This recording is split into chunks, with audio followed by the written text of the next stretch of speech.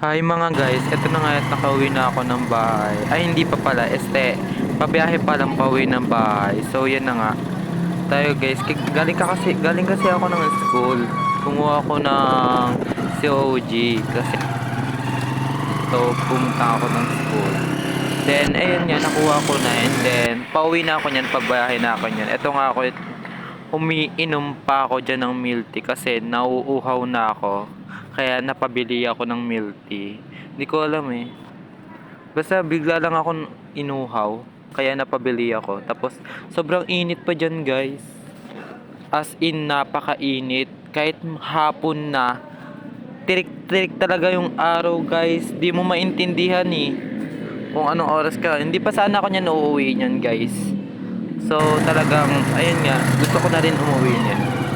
And by the way guys, yung pagpunta ko pala ng school, walang tao. Ako lang talaga yung tao doon, pati yung nasa office lang. Tapos may mga trabahador doon na naglilinis ng mga aircon, ganun.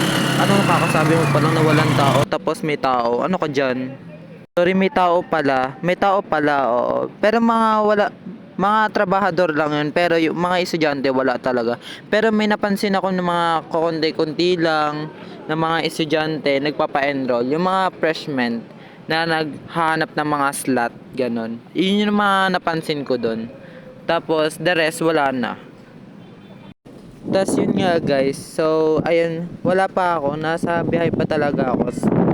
Nandito pa lang ako sa bandang Triumph, sa may Signal, school ng Signal Village. So ang dami mga motor dyan, napansin ko yung mga motor, yan, mga sasakyan, mga tao, nagsisianuhan, yan, talagang napakainit yan guys.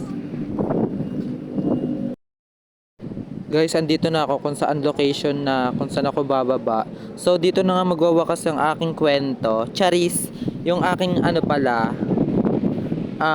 vlog.